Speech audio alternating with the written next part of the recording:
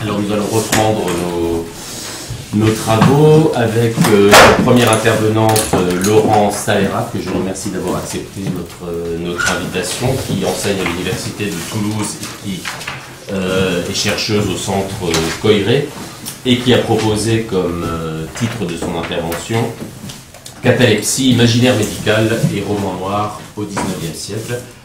Merci d'avoir accepté notre invitation. Je vous laisse la parole. Merci beaucoup.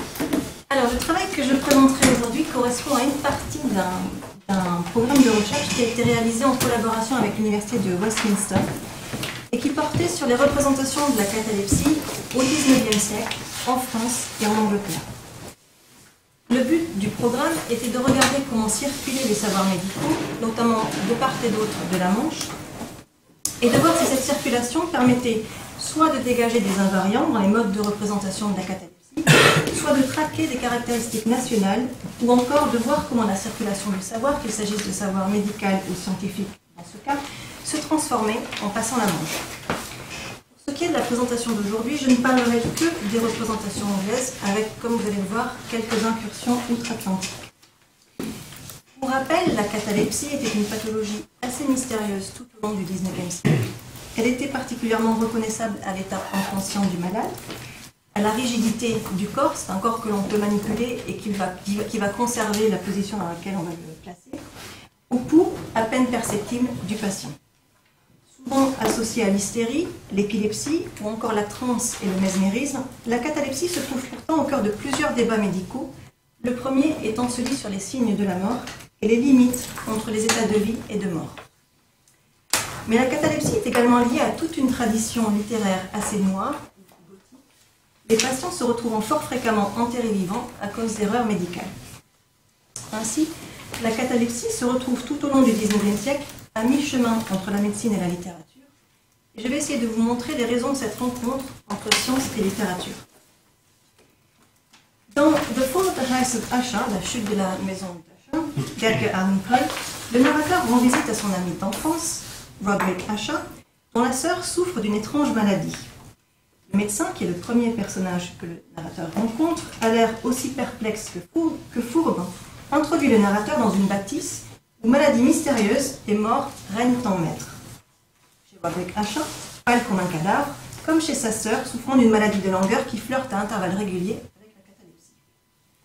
Je cite, « La maladie de Lady Madeline avait longtemps bafoué la science de ses médecins. Une apathie fixe, un épuisement graduel de sa personne et des crises fréquentes, quoique passagères, d'un caractère presque cataleptique étaient les diagnostics habituels. La jeune femme finit par mourir, mais son corps n'est pas enterré. Il est enfermé dans un cercueil et gardé pendant 2 semaines dans l'une des caves du château, de peur que les médecins ne tentent de s'emparer du corps de la jeune femme qui a refusé de son vivant de livrer ses secrets. Le cercueil est fermement scellé, la porte de la cave en acier massif, et la jeune femme, dont le visage trahit encore quelques couleurs, et dont le lecteur comprend bien sûr qu'elle n'est pas tout à fait morte, est ainsi faite prisonnière. Roderick Usher se transforme alors dans les jours suivants, frôlant la folie, terrifié à l'idée que sa sœur ait pu être enterrée vivante, et Madeleine finit par apparaître à la porte de la chambre, ensanglantée, avant de tomber raide morte à ses pieds. La suite est bien connue, le narrateur s'enfuit, la maison d'Usher s'effondrant juste derrière lui. Dans ce classique de la littérature de la terreur de l'écrivain américain, on reconnaît les atmosphères et situations qui feront la réputation de Poe parmi les auteurs de contes fantastiques, macabres ou gothiques. Dans The Fall of the House of Usher, comme dans Berenice, The Premature Burial, l'ensevelissement prématuré, The Black Cat, le chat noir, The Cask of the Amontillado, la barrique d'Amontillado, ou encore Loss of Breath, l'homme sans souffle, les personnages passent pour morts ou sont enterrés vivants, ou encore sont murés vivants, permettant à l'auteur de créer des atmosphères claustrophobiques et de jouer à l'envie sur les sensations de personnages pris au piège de situations insoutenables. Mais la mise en regard de plusieurs de ces contes apporte pourtant un éclairage différent sur les raisons pour lesquelles Poe joue à ce point avec cette peur terrifiante d'inhumation précipitée. The Premature Burial, 1844, donc l'ensevelissement prématuré, met à nu, par exemple, les modalités de la terreur chez Poe. À l'ouverture, le narrateur annonce que, je cite, « Être enseveli vivant, c'est à coup sûr la plus terrible des extrémités qu'ait jamais pu encourir une créature mortelle. Que cette extrémité soit arrivée souvent, très souvent, C'est ce que ne saurait guère nier tout homme qui réfléchit. Les limites qui séparent la vie de la mort sont tout au moins aussi indécises et vagues. Qui pourra dire où l'une commence et où l'autre finit? Nous savons qu'il y a des cas d'évanouissement où toute fonction apparente de vitalité semble cesser entièrement et où cependant cette cessation n'est à proprement parler qu'une pure suspension, une pause momentanée dans l'incompréhensible mécanisme de notre vie. Au bout d'un certain temps, quelques mystérieux principes invisibles remettent en mouvement les ressorts enchantés et les roues magiciennes. Mais en dehors de l'inévitable conclusion a priori que telles causes doivent produire tels effets et que, par conséquent, ces cas bien connus de suspension de la vie doivent naturellement donner lieu de temps en temps à des inhumations prématurées, en dehors, dis-je, de cette considération, nous avons le témoignage direct de l'expérience médicale et ordinaire qui démontre qu'un grand nombre d'inhumations de ce genre ont réellement eu lieu. Je pourrais en rapporter, si cela était nécessaire, une centaine d'exemples bien authentiques. L'horreur est ainsi liée à l'incertitude des signes de la mort et à l'impuissance des professionnels de la médecine à définir les frontières de la vie et de la mort et identifier les symptômes de certaines maladies, menant de pauvres victimes à des inhumations précipitées. Le savoir médical, ou plutôt dans ce cas ses limites, permet donc à l'écrivain de tisser ces atmosphères angoissantes en jouant précisément sur le réalisme médical. Suivent une série de cas réels d'inhumation précipitée. À Baltimore, l'épouse d'un membre du Congrès souffrant d'une maladie mystérieuse meurt. Ses traits se creusent, ses lèvres perdent toute couleur, ses yeux deviennent ternes, le corps froid, les pulsations cardiaques cessent et après 3 jours, la décomposition paraît bien avancée et elle est enfermée dans le chaos familial, en fait, bien entendu, toujours vivante. En France, l'on retrouve l'histoire romantique de Victorine Lafourcade, c'est 1818, qui meurt de tristesse après avoir épousé un riche banquier, M. Renel, mais est ressuscité par son amant, Julien Bossuet, qui rouvre le cercueil pour lui voler une tresse de cheveux en souvenir et la découvre toujours vivante. Un cas tiré du Chirurgical Journal de Leipzig est également mentionné, ainsi qu'un autre à Londres, où Mr. Edward Stapleton revient à la vie une fois son cadavre volé par des résurrectionnistes et son corps soumis à des expériences galvaniques sur la table de dissection. Ces cas réels d'inhumation précipitée anticipent l'histoire du narrateur qui, bien évidemment, souffre de catalepsie. Je cite: « Pendant plusieurs années, j'ai été sujet à des étapes de ce mal singulier que les médecins se sont accordés à appeler la catalepsie, à défaut d'un terme plus exact. Quoique les causes tant immédiates que prédisposantes de ce mal, quoique ces diagnostics même soient encore à l'état de mystère, ces caractères apparents sont assez bien connus. Ces variétés ne semblent guère que des variétés de degrés. Quelquefois, le patient ne reste qu'un jour, ou même moins longtemps encore, dans une espèce de léthargie excessive. Il a perdu la sensibilité et est extérieurement sans trace de chaleur. Mais une teinte légère colore encore le centre de ses joues. Et, si nous lui appliquons un miroir aux lèvres, nous pouvons découvrir une certaine action des poumons, action lourde, inégale et vacillante. D'autres fois, la crise dure des semaines entières, même des mois, et dans ce cas, l'examen le plus scrupuleux, les épreuves les plus rigoureuses des médecins ne peuvent arriver à établir quelques distinctions sensibles entre l'état du patient et celui que nous considérons comme l'état de mort absolue. Ordinairement, il n'échappe à l'ensevelissement prématuré que grâce à ses amis qui savent qu'il est sujet à la catalepsie, grâce aux soupçons qui sont la suite de cette connaissance et, par-dessus tout, à l'absence sur sa personne de tout symptôme de décomposition. Comme le narrateur le souligne, l'absence de décomposition du corps devrait suffire à empêcher l'enterrement prématuré. En effet, si l'on pensait au milieu du XVIIe siècle que les battements cardiaques et le pouls fournissaient des preuves indiscutables de la vie, le physicien français Bruyé d'Ablaincourt avait montré dans sa dissertation sur l'incertitude des signes de la mort, c'est 1746-49, que nombre de cas d'enterrement vivant découlaient précisément de la difficulté à identifier avec certitude les signes de la mort. Pour Bruyé, traducteur et finalement co-auteur du traité de Winslow sur l'incertitude des signes de la mort, c'est 1740, qui déjà dénonçait les risques d'enterrement prématuré, il était nécessaire de réformer les pratiques d'inhumation et de concevoir des morgues où les corps seraient disposés au moins 24 heures après le décès et jusqu'à l'apparition des premiers signes de putréfaction. L'ouvrage de Bruyé fit vite le tour de l'Europe. Il fut traduit en italien en 1744, en anglais 2 ans plus tard et en suédois en 1751. Pourtant, en France, à la Salpêtrière, d'autres professionnels comme Antoine Louis pariaient plutôt sur la rigidité cadavérique ou les transformations de la cornée, niant tout risque d'inhumation prématurée. L'idée de Bruyé d'attendre entre 12 et 24 heures avant l'enterrement donna lieu en France à la construction de morgues, comme celle imaginée en 1747 par le médecin français François Thierry, où les corps devaient être déposés en attendant les premiers signes de décomposition. En 1788, alors que l'ouvrage de Thierry était traduit en allemand, Johann Peter Frank, hygiéniste allemand, proposa la construction de morgues qui virent finalement le jour grâce à Hufland. Hufland bâtit la première morgue à Weimar, puis celle de Berlin, où fut mis en place un système de fils et de clochettes placés au bout des...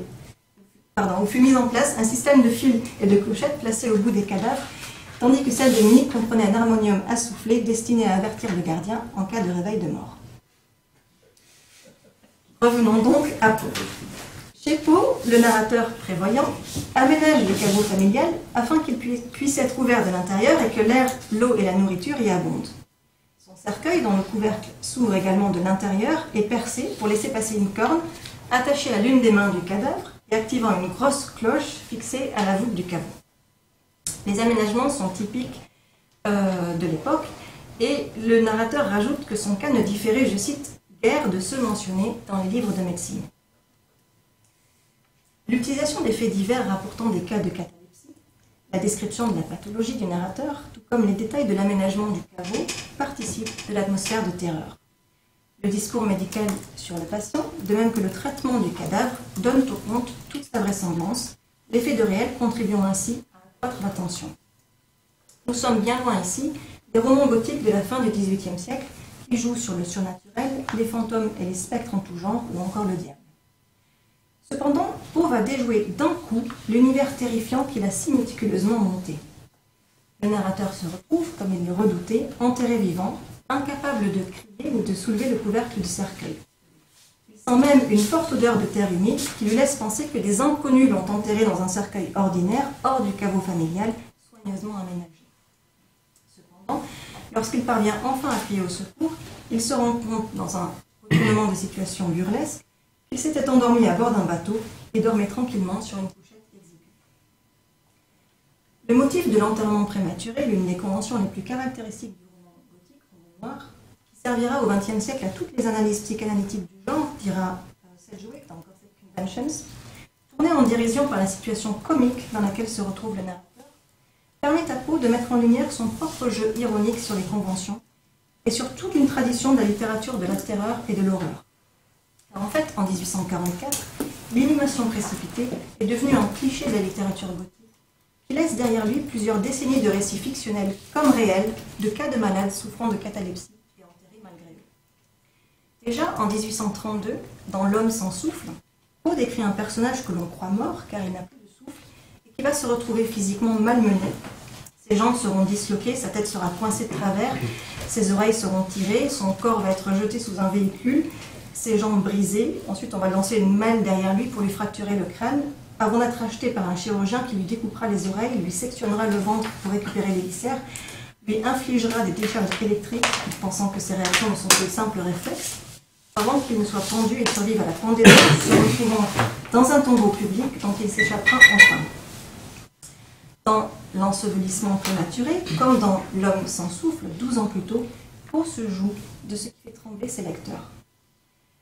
Cette parodie des clichés de la terreur, qui utilise notamment le réalisme médical pour mieux le subvertir, est intéressante à plusieurs égards et permet de revenir sur les liens entre discours médical et discours littéraire, qui se tissent autour de la catalepsie, précisément dans les premières décennies du XIXe siècle.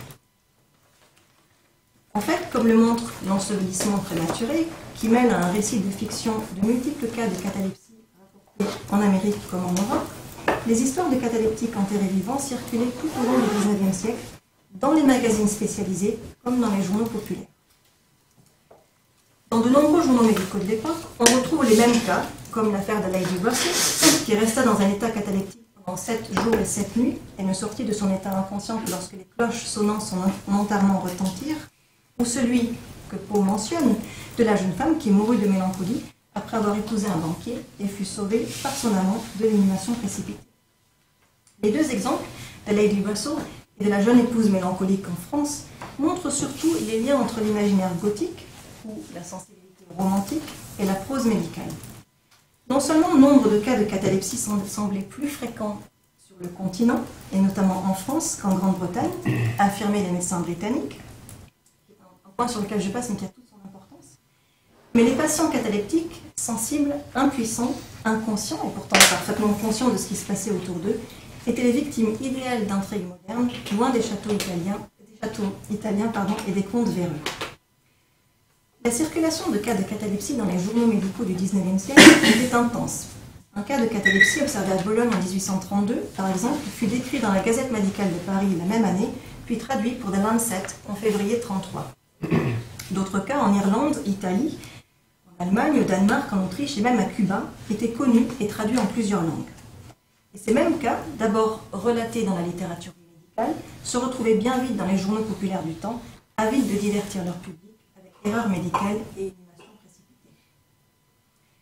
La circulation continue de ces cas de catalepsie, d'un journal médical à un autre, d'une publication spécialisée à un journal populaire, ou encore d'un pays à un autre, explique que certains cas que l'on retrouve d'un siècle sur l'autre furent vite transformés en légendes. Or, ce brouillage entre fiction et réalité est particulièrement significatif car il est souvent du fait même des professionnels de la médecine qui jouent à l'envi sur les émotions des lecteurs comme sur celles des patients enterrés vivants, que ces émotions soient réelles ou imaginaires. Car la maladie est avant tout liée aux émotions fortes, de la colère à la terreur, en passant par la tristesse intense, affirment les professionnels de la médecine, posant déjà au début du siècle les jalons d'une vision psychiatrique de la maladie, qui sera associée à l'hystérie, surtout dans les dernières décennies du XIXe siècle, même si ça reste quand même lié à certaines affections neurologiques, comme dans les cas de l'épilepsie. Au début du siècle, les médecins jouent sur le pathos, se laissant aller à imaginer les émotions des patients en état cataleptique, comme ici le Dr Ellis en 1835. Je cite.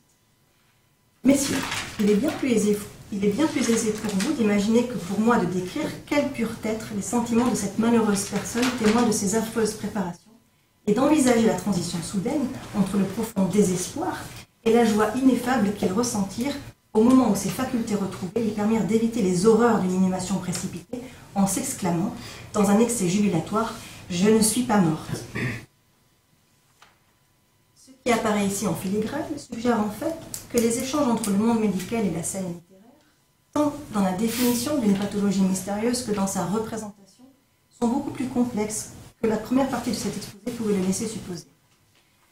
Pour le démontrer, il suffit de se pencher sur quelques articles médicaux de l'époque. En 1839, le médecin anglais John Elliotson, qui est surtout connu pour sa pratique du magnétisme animal, donne une définition de la maladie dans ses Principles and Practice of Medicine dans les termes suivants. Je cite. La conscience et la faculté de perception sont parfois totalement détruites, parfois uniquement partiellement. Fréquemment, la personne n'a pas conscience de son existence et de ce qui se passe autour d'elle, conscience et perception étant absentes. Le Dr Gregory avait pour coutume de parler du cas d'une dame qui avait souffert d'une très grande anxiété. Son histoire, disait-il, ressemblait à celle d'Isabella dans la tragédie Le mariage fatal, et elle fut prise de catalepsie. La comparaison que William Gregory et Elliotson font de l'état cataleptique avec le personnage d'Isabella dans Isabella or the Fatal Marriage est pour le moins révélatrice. La pièce de Thomas Southern, publiée en 1694, fut republiée dans les années 1770 pour contribuer à l'engouement soudain pour le roman gothique, un genre lancé par Horace Walpole en 1764 avec le château d'Otrante, et un genre qui jouait sur les meurtres et les révélations en tout genre.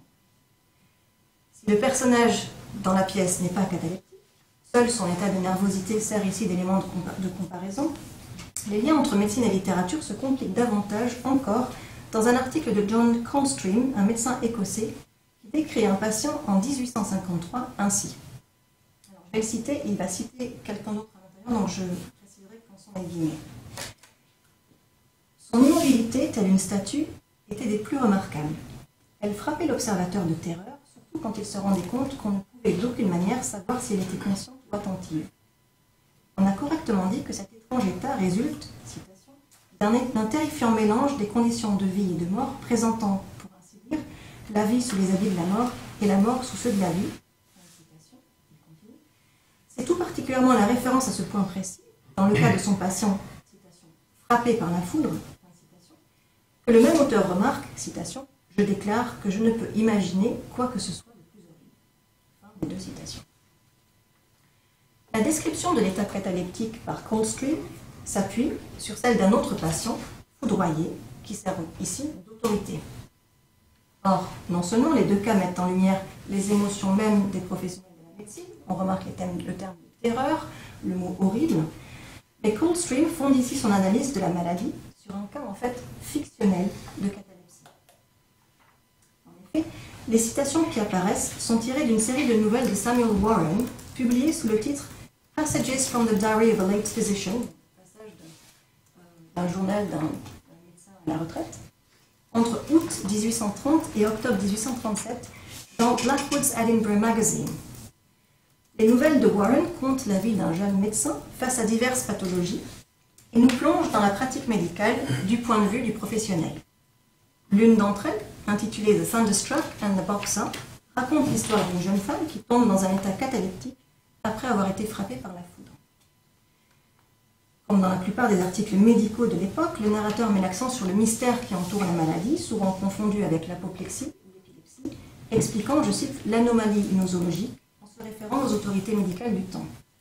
Il cite par exemple le Dr Cullen, qui était célèbre pour ses travaux sur la catalepsie feinte, le Dr Jacques Pétetin, l'un des découvreurs de la maladie, auteur entre autres d'un mémoire sur la découverte des phénomènes que présente la catalepsie et le somnambulisme, 1787, et un ouvrage de John Jebb de 1783. Pétetin, médecin renommé de Lyon, cherchant à s'éloigner des liens qui unissent alors catalepsie et mesmérisme, mit néanmoins l'accent sur les phénomènes merveilleux liés à la maladie, comme par exemple les transferts de sang chez les patients. La référence médicale renforce donc l'effet de réel chez Warren, tout en assurant une dose de surnaturel. En outre, Warren utilise la roideur musculaire mise en lumière par Étienne-Jean Georget, le fait qu'un membre placé dans une position va conserver sa position, qui servira à définir la maladie dès 1822, ajoutant donc au merveilleux de Pétetin des images d'automates tout droit sorties des contes d'Hoffmann que l'on retrouvera dans toute la littérature médicale du siècle. Pour rappel, L'homme au sable de Hoffmann, c'est 1817. En effet, l'image de la statue vivante qui apparaît dans l'exemple de Coldstream, cité plus haut, va rester liée à la maladie tout au long du siècle et à tout l'univers magique ou surnaturel qui lui est associé. La catalepsie permet ainsi de réunir merveilleux et vraisemblable, terrifiant l'observateur et le lecteur. En outre, la nouvelle de Warren, qui ne fait qu'allusion aux inhumations précipitées, présente les traitements contemporains de la maladie. La patiente est traitée avec des cataplasmes de la moutarde, de l'ammoniac, de l'électricité, du galvanisme et de la musique. Le médecin se demandant sans cesse si la jeune femme a conscience de ce qui se passe autour d'elle ou pas. Le cas médical fictionnel de Warren étant les nombreux contes terrifiants parus au cours du XIXe siècle et qui influenceront toute la littérature médicale comme gothique de l'époque. En 1821, Blackwood's Magazine publie The Buried Alive de John Gant, une nouvelle que Warren inclura dans sa propre collection en 1831. Le conte relate les mésaventures d'un jeune homme qui tombe dans un état cataleptique et se fait enterrer vivant. Il est sauvé par des voleurs de cadavres qui le ramènent chez un anatomiste pour une démonstration. Lors d'une expérience galvanique, une de ses paupières s'ouvre, lui permettant de voir ce qui se passe, tandis que la lame qu'on lui enfonce dans la poitrine lui permet de sortir de son état cataleptique. On reconnaîtra ici de grandes similarités avec le cas réel d'Edward Stapleton à Londres en 1831, que j'ai mentionné par Poe dans L'ensevelissement prématuré, et qui recouvrera la voix grâce à une décharge électrique infligée à ses muscles. Ces échanges intenses de cas de catalepsie entre journaux médicaux, journaux populaires et littérature gothique montrent, d'une part, comment la littérature de l'époque s'inspire des savoirs médicaux pour renouveler un genre littéraire et transformer peu à peu les codes et les conventions du roman gothique. Le roman gothique, c'est 1764-1820. Après tout, nombre de réécritures gothiques qui vont suivre après 1820 vont surtout faire frémir les lecteurs en utilisant les sciences et leurs dérives et en faisant figurer des savants fous, par exemple. D'autre part, ces échanges révèlent la façon dont la circulation et la construction des savoirs médicaux reposent en partie sur des emprunts littéraires. La référence de Coldstream à la nouvelle de Warren dévoile combien l'imaginaire médical puise dans la littérature ses sources, brouillant en fin de compte encore plus les frontières entre science et littérature. Revenons à tous ces contes de catalepsie publiés dans le Blackwood's Magazine de The Buried Alive, 1821, de Gant, au Thunderstruck and the Boxer, 1832, de Samuel Warren. Des contes qui inspireront Poe, comme un grand nombre d'écrivains victoriens qui utiliseront des figures de cataleptiques, de Charlotte Brontë à George Eliot en passant par Charles Dickens, Wilkie Collins, Catherine Crowe, Richard Marsh ou Arthur Conan Doyle. Blackwood's Magazine se spécialise surtout dans les contes terrifiants, jouant sur le macabre à l'envie. Mais la terreur s'immisce aussi dans les articles non fictionnels, comme dans un article intitulé Hence for Jurymen de 1823, qui se propose de faire une sorte de recension d'un ouvrage de Paris de Fontablanc, Medical Jurisprudence, portant sur la médecine légale, en choisissant les passages et anecdotes les plus sensationnels. L'un d'entre eux touche aux inhumations précipitées et à l'incertitude des signes de la mort, donnant au cataleptique fictionnel de Gant, 1821, ou plus tard de Warren, 1832, d'autant plus de vraisemblance. Le mélange de faits et de fiction dans le magazine n'est pas anodin, car Passages from the Diary of a Late Physician de Warren, donc cette suite de nouvelles parmi lesquelles va donc figurer la nouvelle que j'ai mentionnée, The Thunderstruck, qui nous invite à suivre les pas d'un médecin et à accéder au dossier de tous ses patients, provoquera le courroux d'un professionnel de la médecine. Celui-ci enverra une lettre de protestation, non pas au Blackwood's Magazine, mais au journal médical de Lancet, en août 1830, juste après la publication de la première nouvelle de Warren, dénonçant la violation du secret professionnel. Comme dans le cas de Coldstream, qui fonde son analyse sur une nouvelle de fiction, ce médecin qui proteste auprès d'un magazine médical montre à quel point les frontières sont poreuses entre littérature et médecine, les deux domaines se nourrissant l'un l'autre et participant l'un comme l'autre à la circulation et à la construction des savoirs médicaux. On est en droit de se demander pourquoi le corps médical anglais, qui cherche au fil du siècle à imposer un discours clinique, fait du savoir sur la catalepsie un savoir trouble qui oscille constamment entre discours savant et discours profane, entre le médical et le littéraire. Dans son étude des médecins et de la mort au XIXe siècle, Anne Carroll formule l'hypothèse qu'en France, nombre de médecins se servent des schèmes de la littérature de la terreur pour prévenir l'opinion publique des dangers des enterrements prématurés et pousser le gouvernement à transformer la législation sur les enterrements. Cependant, rajoute-t-elle, lorsque des copistes se mettent à publier des histoires réelles ou fictionnelles d'enterrements prématurés, le corps médical s'insurge contre le manque de sérieux de ces publications. Cette dénonciation de la littérature de vulgarisation ne cache, dit-elle, donc Anne Carroll, que la volonté de la part des médecins de détenir jalousement le savoir. Ainsi, la rhétorique sensationnelle qui émaille le discours médical assurerait-elle l'autorité scientifique. Carroll parle ici de la littérature qui traite des signes de la mort et non particulièrement de catalepsie. Cependant, il est tentant d'appliquer son hypothèse à ce qui se passe outre-Manche, et exclusivement outre-Manche, parce qu'en fait, pour les articles français sur lesquels on a travaillé, qui parlaient de catalepsie, le cas est complètement différent. Car c'est la littérature qui nous souffle la réponse. En effet, l'histoire des croisements entre littérature et médecine que l'on observe dans ces contes macabres d'inhumation précipitée de patients cataleptiques, tantôt réels, tantôt fictionnels, transforme peu à peu la littérature de la terreur. Nous l'avons dit, la terreur devient de plus en plus scientifique, médicale, graphique. Elle se centre sur les sensations des victimes ou des patients, à tel point que Poe dira que pour écrire un article dans le Blackwood's Magazine, il suffit de tout miser sur les sensations. Elle s'éloigne des châteaux italiens et des convents espagnols pour offrir un réalisme médical bien plus effrayant.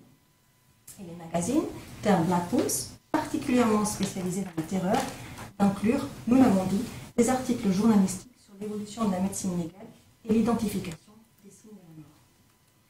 Il y a là en germe tout ce qui fera le roman policier, qui s'inspirera d'une littérature journalistique pour imaginer ces crimes et brouiller les frontières de la fiction. Le mélange de discours cliniques et de sensations, typique de la littérature populaire, et des sous-genres qui naîtront de la littérature de la terreur, qu'il s'agisse par exemple du roman qu'on appelle roman à sensation, en Angleterre, avec ses intrigues policières, c'est un genre qui va apparaître dans les années 1860, comme plus tard le roman policier. On prend donc le discours clinique des médecins pour valider en quelque sorte leur discours.